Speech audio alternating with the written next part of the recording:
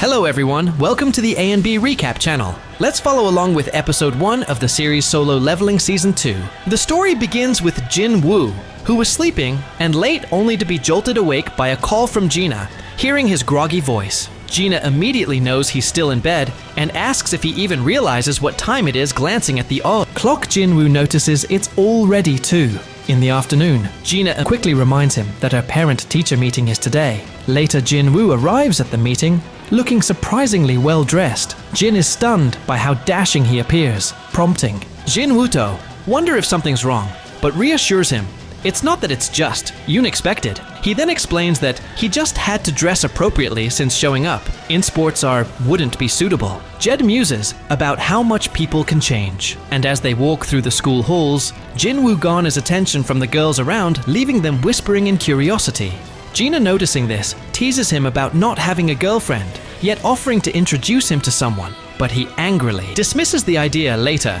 Jin-Woo meets with Gina's teacher, who is full of praise for her. The teacher describes Gina as an exemplary student and role model, noting her strong performance in mock exams, confident that Gina can get into medical college. She advises Jin-Woo not to pressure her too much, and Jin-Woo agrees, but before the meeting concludes, the teacher asks Jin-Woo what he would do if Gina awakened and wanted to become a hunter. Jin-Woo's response is immediate and firm, that he wouldn't allow it. The teacher, expecting such an answer, mentions she has a favor to ask the story, then transitions to Jin-Woo meeting C, who is surprised to see him.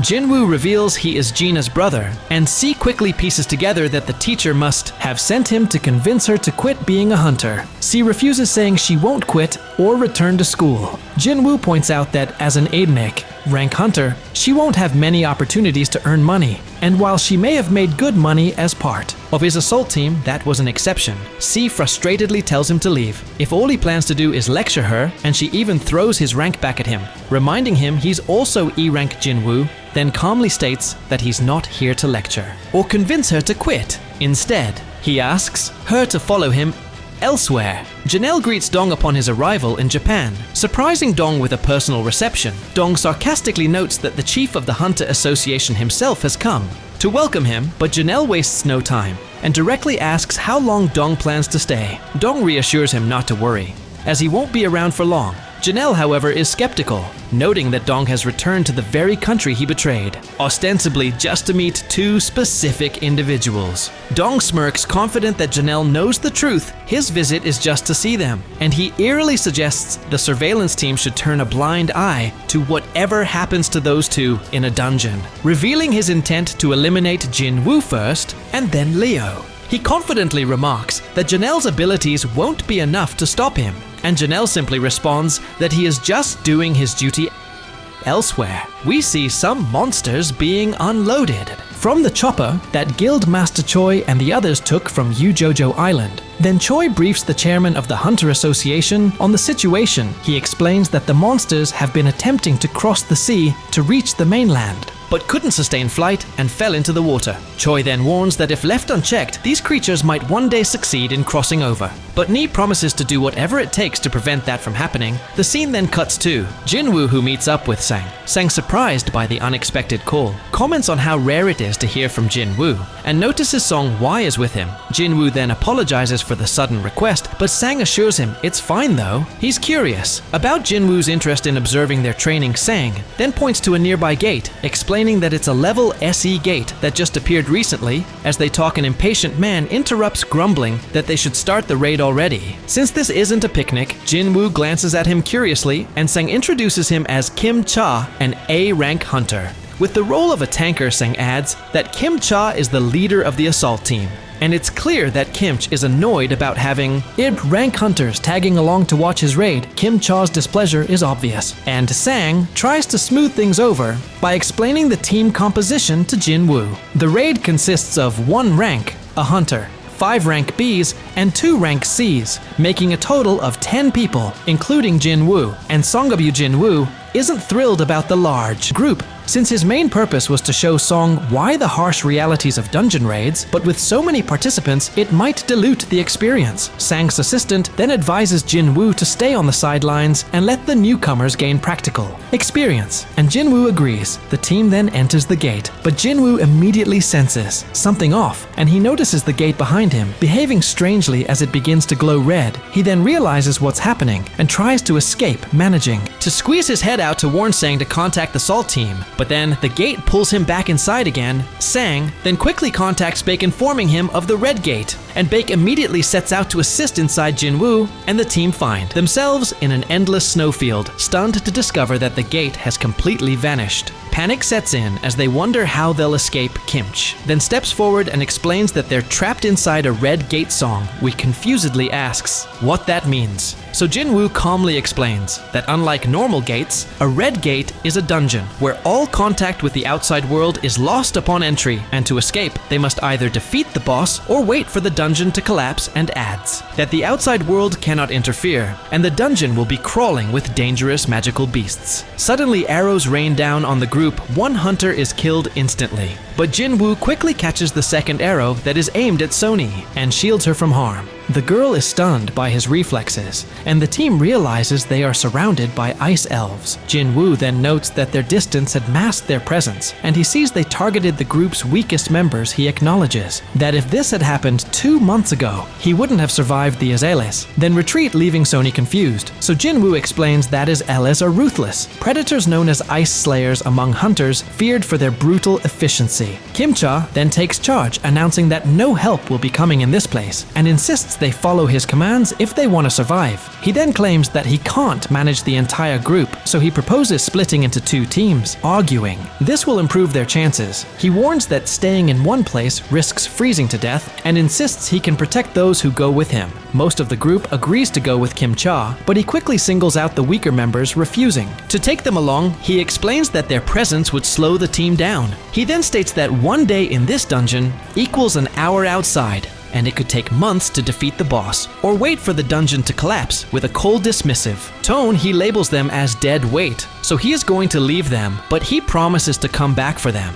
Once the boss is defeated, one girl in the group decides to stick with Jin-Woo, and Kimch thinks that's a stupid move, but she is sure that Kim-cha didn't notice the arrow earlier, and quietly whispers to Jin-Woo that she noticed his earlier reflexes, convinced he's much stronger than he seems, and she thinks that he is even a rank or even higher. But Jin-Woo doesn't confirm or deny it. Kim-cha then declares he'll take the main road, assuming it's the best route. So Jin-Woo offers to lead his team through the forest. After some time, Kim-cha's group notices claw marks on the trees, so he confidently declares that they've entered ice bear territory, and smugly remarks that the E rank team will likely be killed soon after they sense ice bears nearby, and the group quickly finds themselves surrounded. One of the massive creatures charges, but Kim Ch blocks the attack with his shield and cleaves the bear in half with his axe. Without hesitation, he moves to engage the other 2 bears, maintaining his confidence. Meanwhile, Jin-Woo's group is stopped by the girl, who points out similar claw marks. She warns them that they're in ice bear territory and suggests they turn back to avoid an encounter. Jin-Woo disagrees,